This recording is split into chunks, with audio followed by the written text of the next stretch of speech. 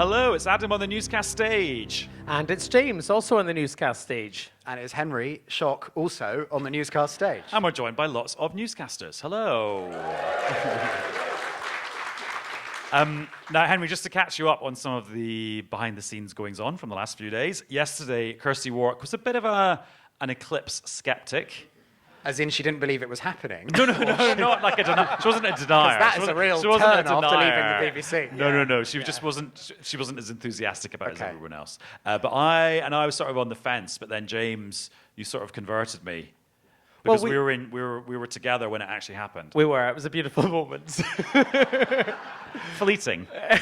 Yeah, we were sitting at a picnic table outdoors having some food, and the eclipse happened. Very briefly, the sun came out from behind the cloud, and I had these glasses that I was talking about on the episode. Your storied yesterday. glasses. Storied glasses. And we watched it. It was all right. What did you think? Were you impressed? I mean, I was more impressed than I expected to be, but not as impressed as going to, like, I don't know, at Disney World or something like that, or seeing the Eiffel Tower. That seems quite a reasonable sort of midpoint, I think. Henry, did you experience it? Because obviously that's staying up late for you, 7 p.m.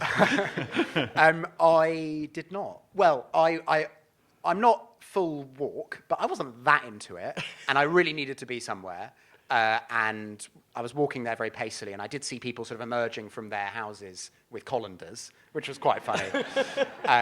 And sort of, trying to work out which, pieces of paper and how does it all work. Yeah, don't put the colander on your head. We all learned slightly too late in the process. Exactly. But the sky went a little bit dark, and, I guess that won't happen again for 60 years, at least in that particular way. So, And we have some breaking news from here in Edinburgh. Just a few minutes ago, it rained, which to lots of people in the south of the country is very, very different. Could you just give us a brief reminder of what rain is like? Wet. Thank you. Live from the scene. Thank you. It was quite. I was like, what is that? Anyway, so Henry, because we've got you here, we thought we could do get an update on how Andy Burnham is doing as Prime Minister. And there's various kind of threads we can untangle about the Burnham premiership now that we're in, week 3 and a bit? 4? 4. Week 4. Oh, wow, my running challenge is going so badly. First of all, before we look at specific kind of story areas, is the Burnham Prime Ministership turning out how you thought it would? I mean, that might be an impossible question to answer, but... Well, I think it's in many ways hard to judge because he has not been Prime Minister while Parliament is sitting.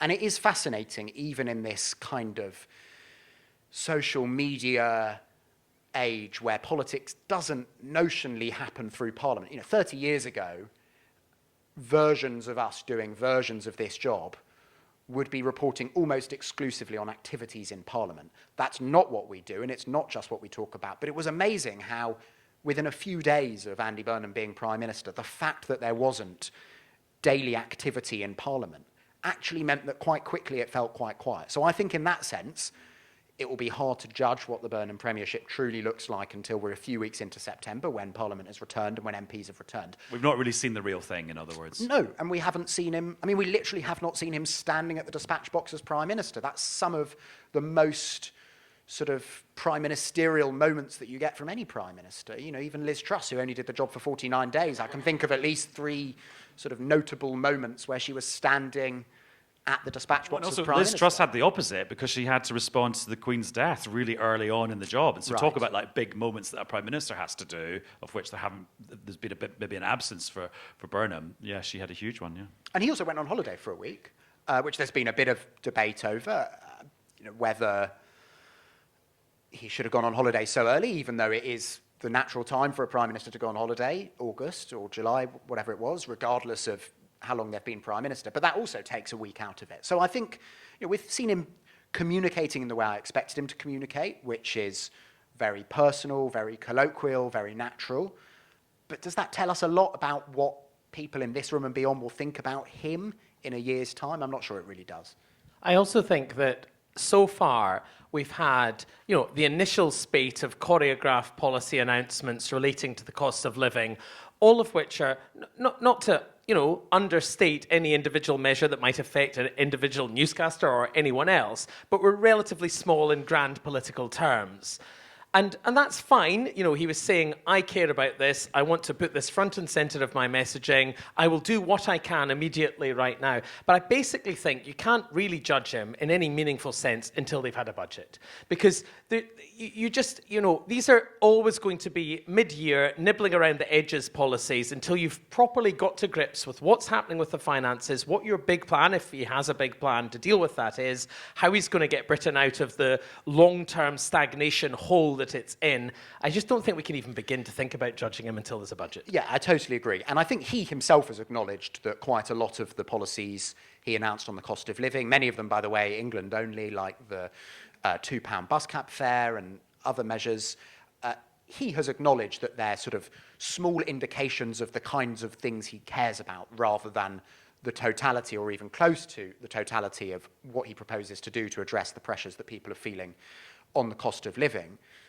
But also, I think he has an extra sensitivity about even nodding towards the kinds of things he might do at the budget, because it's not even quite a year ago when lots of very clever people in Westminster were writing off Andy Burnham's chances of ever becoming Prime Minister on the basis that he appeared to have caused a wobble in the financial markets as the Mayor of Greater Manchester, which is some doing, by talking about how he did not believe that the UK should be in hock to the bond markets, in his phrase. And he sort of tried to quibble with what exactly he meant by that. But all of that means that he has been extra sensitive in his first few weeks to prove that he can talk about the economy as Prime Minister without traders deciding they don't have confidence in the UK and making the UK's financial situation even worse. And James, now that you've taken us into the fiscal space, which sounds like a thrilling place, Sounds great. I'm happy to go there. Almost as fun as the Edinburgh Fringe. It's fun. And just as mind-bending. There is a few bits of kind of economic news. So first of all, there's the latest GDP figures, although it's the quarterly GDP, so it's for the second 3-month period of this year, and the economy grew by 0.4%. But the economists tell us not to put too much store in the monthly, quarterly figures because they go up and then they go down, then they go up and they go down. So you want to look at the year. But then actually, I thought, Henry, what was a more interesting number came out on Bloomberg, the news agency, yesterday. They were saying Andy Burnham has been given a fiscal forecast for the economy for next year that shows if the situation in the Strait of Hormuz stays as it is now, we might be looking at economic growth for the whole of 2027 at 0.3%, which is less for a whole year than we've just had in 3 months. So that would be a big problem. Yeah, and I think it was a worst-case scenario given to him by the Treasury, but I think given the global experience of the last few years, plausible worst-case scenarios can actually happen. They are and be even plausible. worse. and they sometimes didn't have the be even worse. imagination to project a worse outcome. You know, and I did say that Andy Burnham has been careful not to betray a bit too much of the kinds of things he might do come the budget. But he's only been so careful. I mean, there are quite a lot of things that he has suggested he would like to do on business rates, on tax, on plenty of other things besides, areas he would like to spend more money. Defence, for one. Defence. I mean, we can't talk enough about the fact that his Chancellor is a man who hammered the final nail in Keir Starmer's coffin by resigning in protest at him not committing to spending 3% of national income on defence by 2030. That's in 4 years' time, and it's a significant increase on the amount that the government is currently planning to spend. It does look quite hard to see how you square those various circles. I don't know if that makes sense as an analogy, but you know what I mean. How you satisfy all of those conditions in one budget. While also sticking to the Labour manifesto from 2024, which Right. said no increases in tax rates on the big three taxes. If you do stick to it. I mean, you know, sure, it's a massive political problem not to stick to it. It might be a big electoral problem if they're not maybe slightly distinct things in a way. But you know, maybe, you know, are these the sort of things that are being considered? I'm not suggesting the government right now is considering putting up income tax in the next budget. I think that seems pretty unlikely. But if we take a step back here, you know, we're talking about next year, as you say, Adam, this warning, GDP could be as low, growth could be as low as 0.3% for the year. But actually, the UK economy has stagnated more or less since the financial crisis of 2007-8. Brexit, most economists will tell you, contributed to that stagnation or provided an additional drag on the economy. Some people dispute that, but many mainstream economists, including the government's own economists, say that is the case. Then we have COVID, which also causes a huge dent and a massive jump in borrowing. The point being that that, we can talk about individual quarters here and there, but actually the zoom out picture is of getting on for really long term now, stagnation in the UK economy that no political party seems to have been able to get to grips with. And that is fundamentally, that is the fundamental, really difficult challenge for Andy Burnham. And it happens, and you hinted at this a second ago, Henry, in an era where everyone's on their phones like this, getting dopamine hits second by second, and they want everything to be fixed now. And to be fair, if we've had stagnation... I want next quarter's GDP figures already. Well, yeah, but if you've had stagnation in your life and not much in the way of wage growth and inflation rising and problems, and everyone's been feeling the pinch and struggling for getting on for 20 years, well, sure, people want change now. Sure, they want something to happen now. But is that achievable? Is it realistic? What is the path to it? I mean, these are enormous questions, and we're nowhere near knowing what Andy Burnham how he will answer them. But just to get a bit processy on this, Henry, that you talked about the Treasury providing that projection to Andy Burnham for the growth for next year. Presumably that's because the OBR, the Office of Budget Responsibility, is already starting work on their forecasts, because don't they do like 5 or 6 versions of how the economy might look to help the Chancellor decide how much money they're going to have coming in from tax? And there's this big back and forth between these forecasters at the Office for Budget Responsibility, who are independent, and the Treasury in the process of John Healey drawing up his budget, where John Healey will say to them in confidence, or his officials will say, if we put up this tax by 2%, how much money would you tell us that will raise? And then the forecasters will come back and say it would raise £20 billion or whatever it is. And they'll go, okay, we were hoping for 30. Okay, in that case, we're not going to do it. And that's how you ended up with, and I think it's forgotten as part of Keir Starmer's demise, perhaps a slightly underappreciated factor, the absolute mess of the run-up to Rachel Reeves' second budget, where she summoned the media to a press conference at 8 in the morning. Fine by me, as you know, Adam. I've been up since 5. That's prime time for you. Absolutely. I was loving it. Everyone else was like, how do you do this every morning? And John Swinney does all of his speeches first thing. Drives me mad. All right, I should move to Scotland.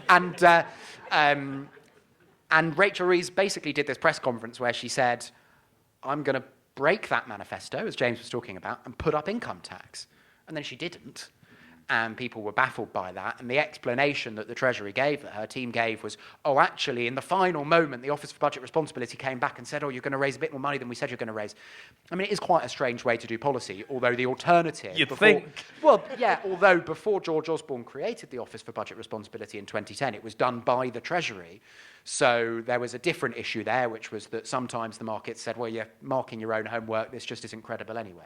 Talking about putting nails in Keir Starmer's coffin, which is actually quite a grim metaphor, although we are quite near the churchyard where Greyfriars Bobby was. And Edinburgh does have a bit of a spooky vibe, so I think it's maybe okay. No offence to Edinburgh. I mean, it's true, though, isn't it? Yeah, like you feel, there's a lot of kind of ghosts. But I was listening to Yvette Cooper, who is on George Osborne and Ed Balls' podcast. Of course, Ed Balls is married to Yvette Cooper, but he's not in the interview, to be fair to them.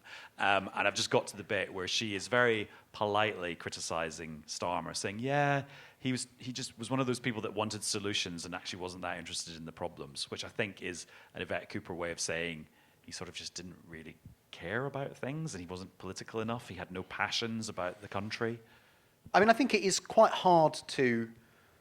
or it was quite hard to convey.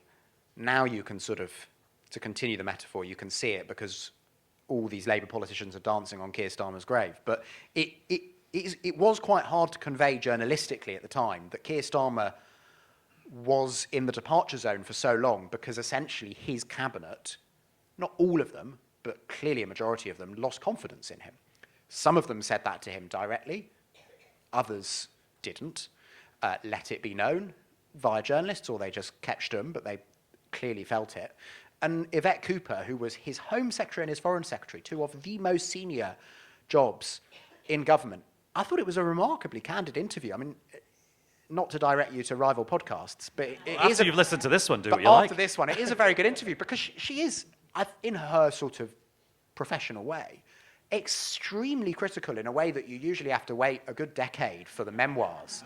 Not like 4 weeks before her saying his entire style of governing was rubbish. So isn't the question about that then, why does she think that that is good politics to do that? And why does she think that will not damage the Labour Party? And not just Yvette Cooper, but lots of other people in the Labour Party who, as you say, have engaged in this open season on Keir Starmer. Like, why do they think that he is now going to be completely removed in the electorate's mind from the current Labour administration, even though, as you say, Yvette Cooper, for one, herself served in 2 of the 4 great offices of state under him? You know, why do they think that? Or do they not think that? They're just not... Yvette Cooper's not daft. Like, surely she's thought that through before she goes onto a podcast to say it. It's such a good question. And there is... And this is another thing which I think we'll only get the true measure of in September. But there is still quite a lot of bad blood swilling around the Labour Party, the parliamentary Labour Party, as a consequence of the removal of Keir Starmer. Keir Starmer went because ultimately a majority of Labour MPs wanted him to, but a significant minority didn't.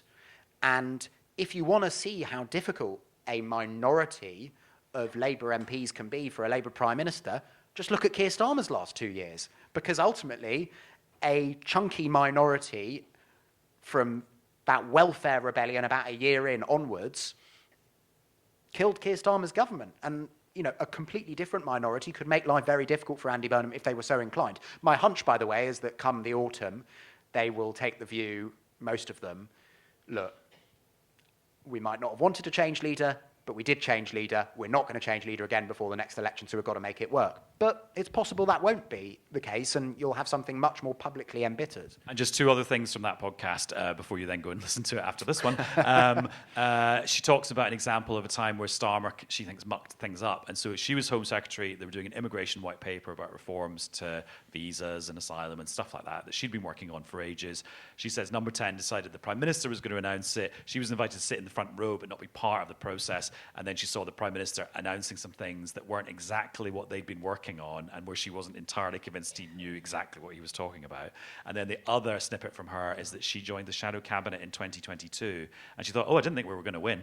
So as recently as then, quite senior seasoned people were like, oh yeah, this election is still quite a long shot. I mean, I think definitely part of the story of how you ended up with a lot of Labour cabinet ministers serving under a prime minister who they didn't rate that highly is that a lot of them saw him, voted for him to become leader, championed him becoming leader because they saw him as a transitional figure. They all assumed in 2019, after Labour had had its worst election defeat, not all of them, but lots of them assumed, after Labour had had its worst election defeat in 80 years, since the 1930s, 80 years, that Keir Starmer was going to be Neil Kinnock, i.e. take the Labour Party from a dire electoral defeat to a position where someone else could then lead them to victory. And then either you credit Keir Starmer with this or you credit Boris Johnson with mucking it up, but things move very quickly. Or you obviously can credit them in some measure combined. But to pick up on a couple of policy areas then that sort of flow from that, which we've alluded to there, you mentioned welfare, and I think the other one is immigration. These are 2 areas where Keir Starmer did something and then retreated from the position he had taken in one way or another. And to bring it back to the current Prime Minister, Andy Burnham, I think personally that the welfare is one of the biggest challenges for his government in terms of what we're talking about, the funding of public services, the sustainability of the state, the future of young people, a whole load of things rolled in that must be of critical concern to a Prime Minister. He now has this report, Alan Milburn's report, which I think has begun to do, which was something that I was amazed that Keir Starmer really didn't do, which is try to talk about cuts to welfare in terms of improving the lives of young people, empowering young people, tackling young people's mental health, helping people get into jobs and live meaningful, sustainable lives, i.e. making what is essentially, one could argue, a more Labour Party left of centre case for why welfare reform is critical, because it's about the dignity of work and so on, and about some of Labour's core values.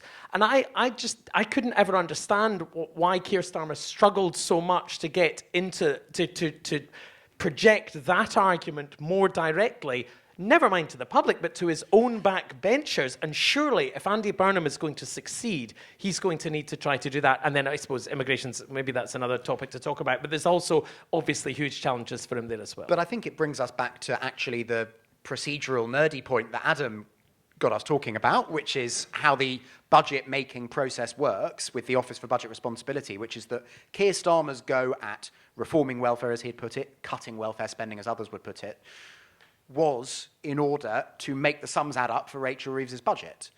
And to the massive frustration of lots of Labour MPs, including some who supported those welfare reforms, it was just, no, you need to vote for this because otherwise we'll have to put up taxes because the money doesn't add up otherwise. What actually they started doing under Keir Starmer after that debacle, but have continued doing under Andy Burnham because he's reappointed the same Work and Pension Secretary, Pat McFadden, is trying to make the argument from first principles. They believe that that means that when, and it is a matter of when, not if, they ask Labour MPs again to vote to make at least some welfare payments less generous for some people, that Labour MPs and perhaps the public will feel more amenable to it. I think let's wait and see whether it turns out to actually be the case that they have built a durable consensus on that, or whether actually it's just so politically painful to vote for welfare cuts for Labour MPs. We should have a little update on the story we talked about yesterday, which was the government having their COBRA meeting about the heat and the drought and the wildfires. And as predicted, the main outcome was about disposable barbecues. Yeah, but I predicted... I mean, they didn't go and have use it to have one. I mean, yeah, is it unfair to say it was an underwhelming headline to emerge from the COBRA meeting? I mean, we also did say it would be unrealistic to expect one meeting to solve climate change. But, yeah, sure, but it's fair. But I said yesterday that on the podcast, on Newscast, that I thought he would come out and say an emergency temporary ban on disposable barbecues needs to come in because we're in a critical situation and fires are breaking out. And we talked about this if you want to listen to it, if you haven't already heard it on yesterday's episode of Newscast. And he didn't even do that, Henry. He said, oh, please, if you could actually maybe just not buy them at the moment. No, he said, please, could you maybe not sell them? Yeah, he didn't even make it about the barbecuers. He made it about the retailers of barbecues. Yeah, the point is it was voluntary. And maybe I've missed it. I mean, can he not ban them? Does he not think it's a good idea? I don't know. But it was less than I thought he would do. I wonder, I mean, I'm just thinking out loud here, but I wonder if for a ban they would need legislation. And just to come back to it, Parliament is not sitting. I mean, they can ask retailers and perhaps they'll stop. I think some of the big retailers have already, right. Even before this announcement though, actually, some of the major retailers had already said, we are not selling them at the moment. So that was happening. But doesn't it come back to the point that actually a lot of COBRA meetings, and Andy Burnham is far from the first Prime Minister to use it in this way, a lot of COBRA meetings are actually just a way of signalling to the public via us getting excited about COBRA meetings, not us specifically in Newscast, journalists more generally. Even more exciting if you've been there. It's a way of signalling that you care and that you're taking it seriously. Empathy and grip. Exactly. Adam, have you been to COBRA? I have, yes. Not for a meeting about a crisis. I wasn't hauled in to help the Prime Minister There grapple might have with been the crisis meetings about how on earth Adam There's too many Fleming got in there. podcasts. What should we do? I suppose we should say, in fairness to the government, in fairness to the UK government, that it is entirely possible that while we're focusing on retail political headlines, literally retail political headlines in this case, to emerge from a COBRA meeting, it is entirely possible lots of very sensible things and serious things were discussed in terms of deployment of resources internally that we don't know about. I mean, that is possible, isn't it? The things are, by definition, not all made public. Very fair, very fair. Right, another thing that Andy Burnham's having to be dealing with is the consequences of the early release scheme for prisoners in England and Wales that he inherited from Keir Starmer, and particularly the case of two of the people who were convicted of the manslaughter of PC Andrew Harper in 2019, who are due to get out early as a result of this scheme. Now, when we were sat on this stage on Monday, and Joe Pike was sat in your seat, he and I were sort of talking about, Downing Street have said there is not going to be a change to the early release scheme that exempts certain people guilty of certain types of manslaughter in certain cases. That just is not going to work. And my sort of thesis was, that's them trying to draw a line under it. But then they sort of rubbed that line out and then drew a new line the next day by saying, actually, the Prime Minister's asked the Justice Secretary, Alex Norris, to look at ways to stop people guilty of manslaughter getting out early under this scheme. And essentially what Andy Burnham has therefore said is these two people are not going to be released details to follow. And I don't mean that in a critical way. I think that's, lots of people will be delighted. I mean, about 800,000 people had signed the petition calling for this to happen before. Loads of police chiefs as well. Right, absolutely. And so you can see why Andy Burnham felt swayed by public opinion. But we do not know yet whether Alex Norris, the new Justice Secretary, who, by the way, was perhaps the most... perhaps had the biggest leap in seniority in Andy Burnham's initial batch of cabinet appointments. A lot of people won't have heard of him before. He was quite a significant minister, but a minister below cabinet rank at the Home Office, and then suddenly is the sort of fifth or sixth most senior cabinet minister. So a real vote of faith in him from Andy Burnham, and perhaps some might argue a bit of a political hospital pass from Andy Burnham just a few days ago when he said, I believe as Alex Norris was heading off for his summer holiday, having...